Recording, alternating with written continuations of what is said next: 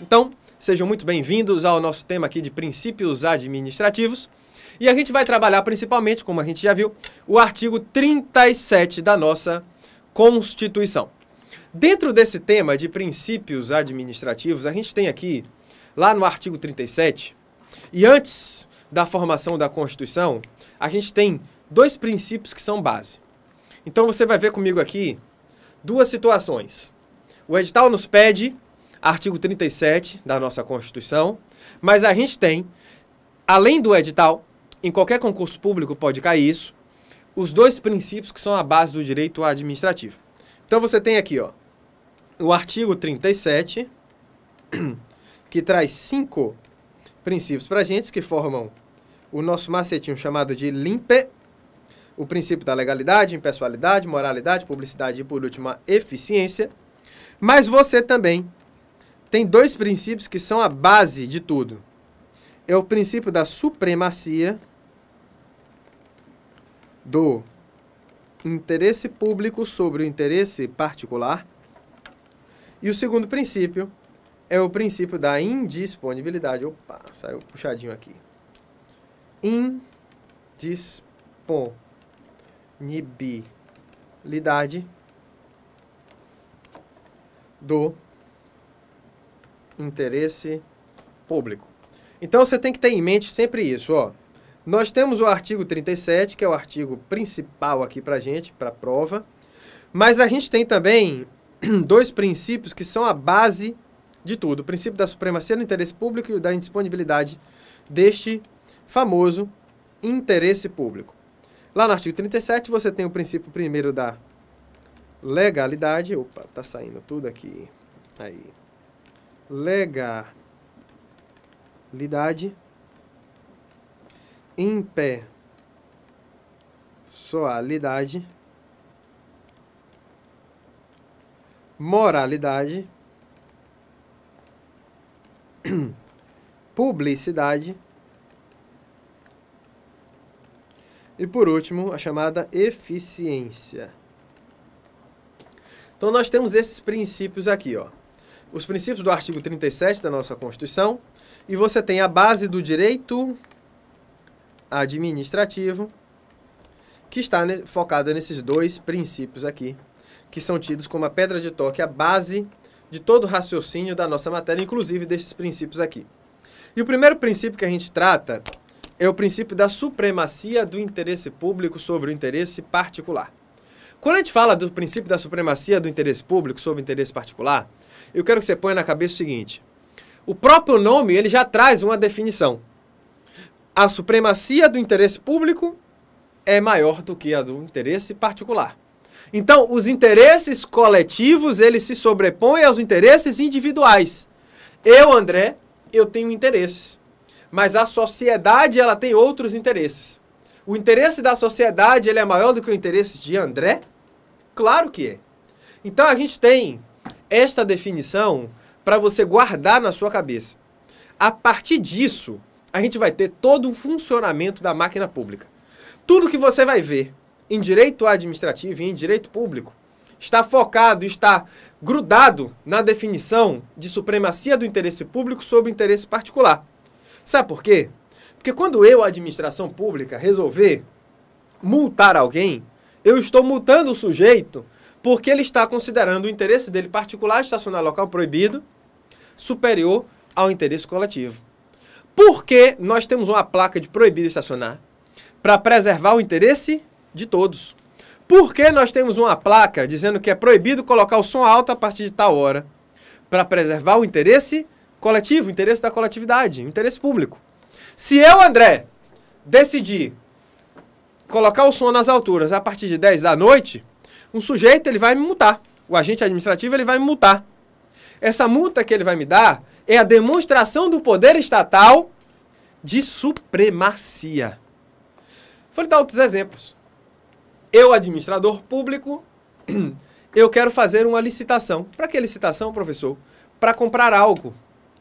A partir do momento que eu vou comprar algo, eu tenho que licitar. Por quê? Porque eu, André, prefeito, eu não posso escolher a empresa que eu quiser. Eu tenho que abrir um processo e dentro desse processo nós vamos escolher a empresa que vai trazer a melhor proposta ou a proposta mais vantajosa. Eu quero desapropriar um imóvel. Por que eu, André, tenho que desapropriar o imóvel, não posso ir lá e pegar o imóvel da pessoa? Porque eu tenho que trazer um processo de desapropriação. Por exemplo, ó, eu quero construir um hospital e estou interessado no prédio que você mora. O prédio que você mora é bem localizado, ele é todo direitinho lá para fazer um hospital. Eu, Estado, eu posso fazer o hospital onde é o seu prédio? Posso. Por que eu posso fazer o hospital onde é o seu prédio e lhe tirar de casa? Sabe por quê? Porque o interesse de todos é superior ao seu interesse individual. Eu sei que você vai dizer, ah, mas é minha casa, eu tenho direito de propriedade, eu tenho uma série de coisas. Mas o meu poder estatal, ele é superior ao seu interesse individual. É isso que dá margem, é isso que dá força à chamada supremacia do interesse público sobre o interesse individual. É por isso que você pega esse princípio como base do direito administrativo. Porque antigamente, desde que existe a administração pública, o administrador público ele usa e às vezes abusa do direito de supremacia.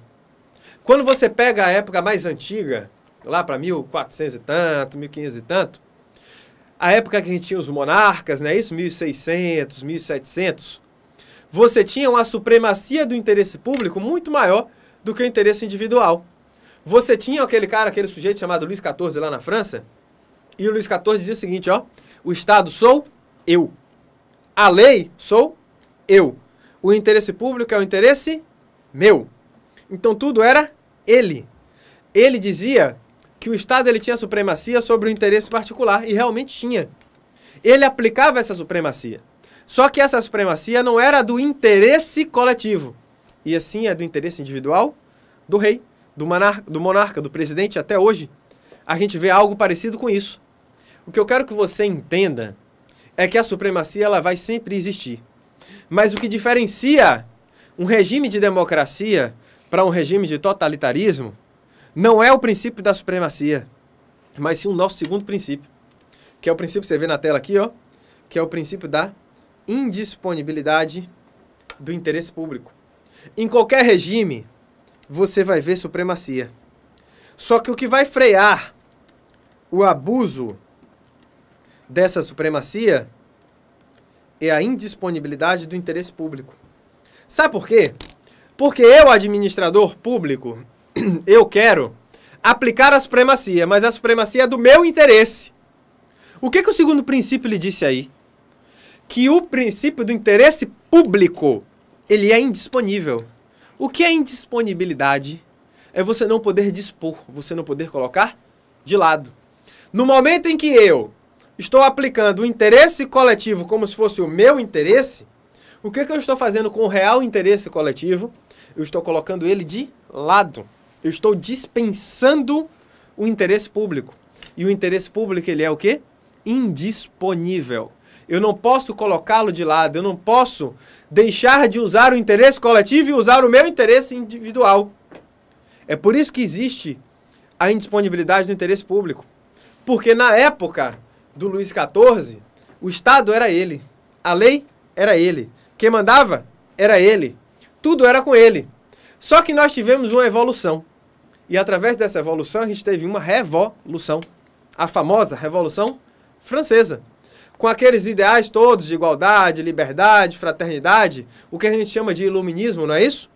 E tudo isso trouxe para a administração pública a ideia de que o interesse público não é o interesse do gestor público, e sim de toda uma coletividade. Então, todos nós unidos formamos o interesse da coletividade. E aí, agora você está preparado para anotar, inclusive, uma observação. O interesse público, ele se divide em dois.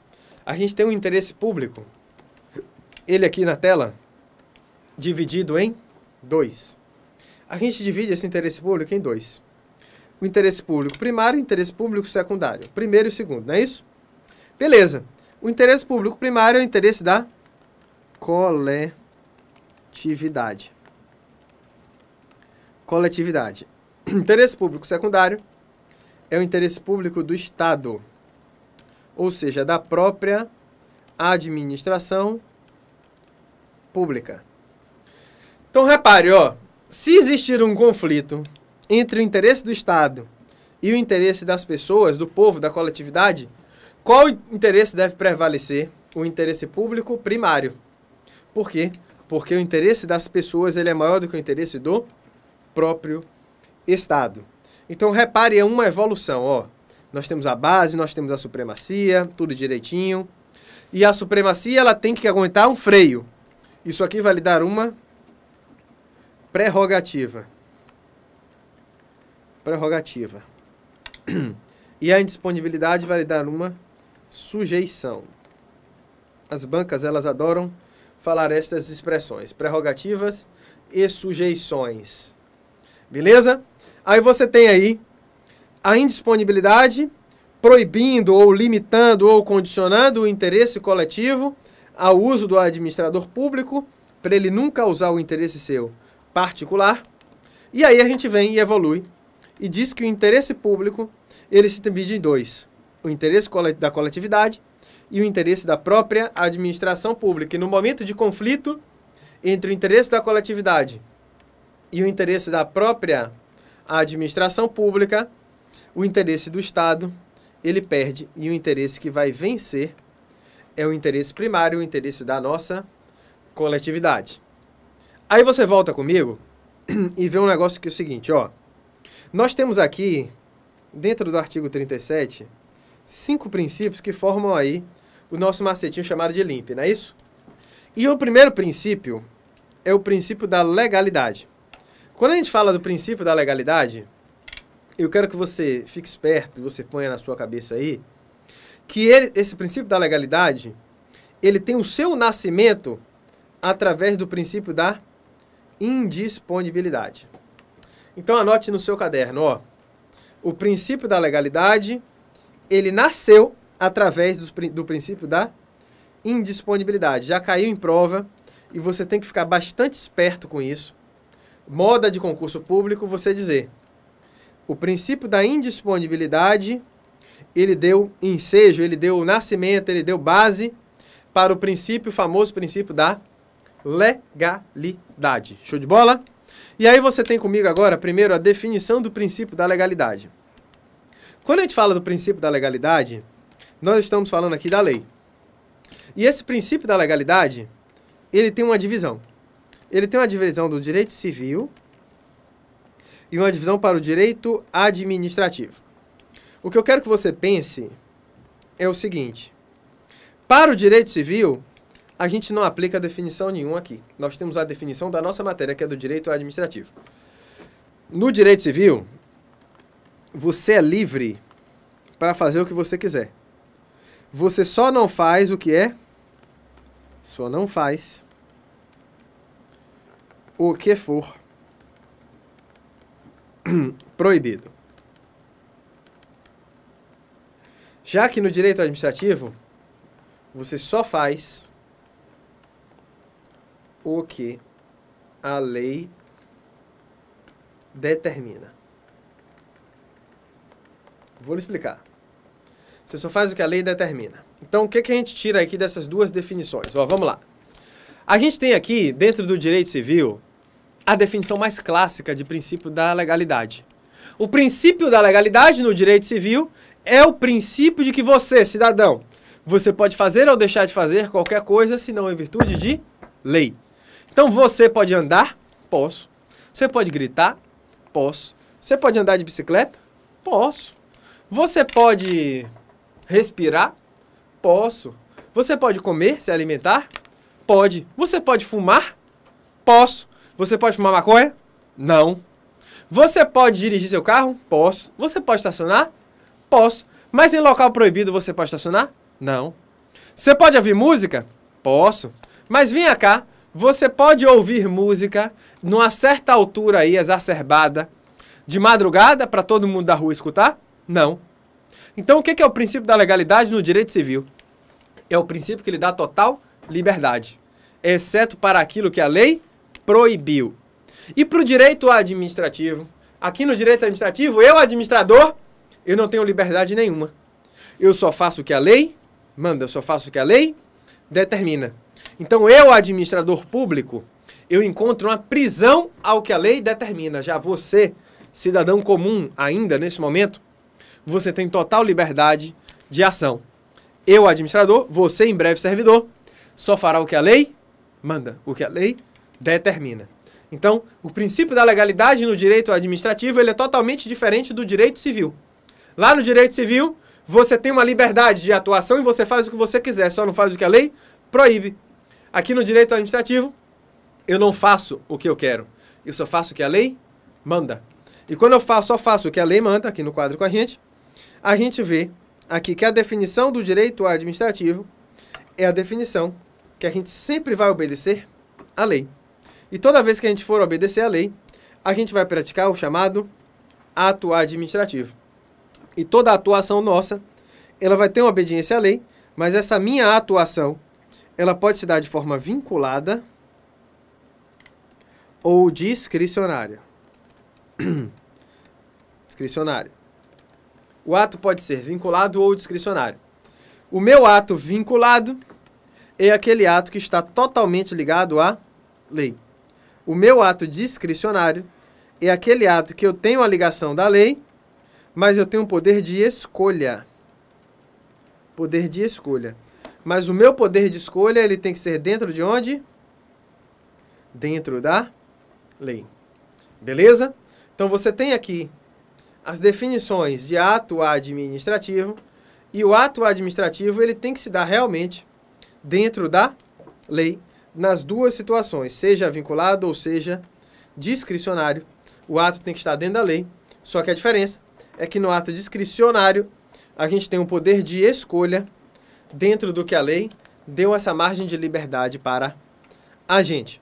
Então você tem aí, nessas duas situações, a lei presente, mas em uma delas, o poder de escolha do administrador, que é o que a gente chama de mérito administrativo. Beleza? Aí você me pergunta agora, ó, professor, beleza, eu estou entendendo que o princípio da legalidade é aquele princípio que nasceu através do chamado princípio da indisponibilidade do interesse público. A gente obedece estritamente à lei, a gente tem o dever de obediência às determinações da lei, porque eu não posso dispor em momento nenhum do interesse coletivo. Eu estou sujeito a este interesse coletivo. Eu não posso usar o meu interesse particular. E a forma que o Estado brasileiro criou de frear o meu interesse particular foi fazendo que o princípio da legalidade fosse realmente aquele que eu só faço o que a lei determina. E a minha atuação será ora vinculada, ligada totalmente à lei, e ora discricionária, quando eu tiver poder de escolha, através do chamado mérito administrativo. Mas, afinal, que diacho é esse mérito administrativo? Porque eu tenho atuações que são vinculadas, aquela que eu só faço o que a lei manda, e eu tenho uma atuação também discricionária. Aquela atuação em que eu, administrador público, obedeço à lei, mas eu tenho poder de escolhas através desse chamado mérito. O que significa esse mérito? O que é o mérito administrativo? Você ficou curioso para saber o que é mérito administrativo? Gostou da aula? Ficou curioso para saber como é que funciona o nosso curso? Eu lhe convido para adquirir o nosso curso e você se preparar com a gente. Será um prazer imenso, um prazer enorme contar com vocês aqui conosco e contribuir, ajudar, participar do seu processo de aprovação. Então conte conosco no curso ímpar e eu lhe convido sinceramente, de todo o coração, com todo o preparo que a gente tem aqui para lhe levar até lá o cargo público que você planeja, você participar com a gente e adquirir o nosso curso. Faça esse investimento em você. Seja muito bem-vindo e até o nosso segundo bloquinho, porque com fé em Deus você estará conosco. Um abração e boa sorte, bom sucesso para vocês aí, um bom concurso e vamos juntos até a sua aprovação. Beijão, tchau, tchau.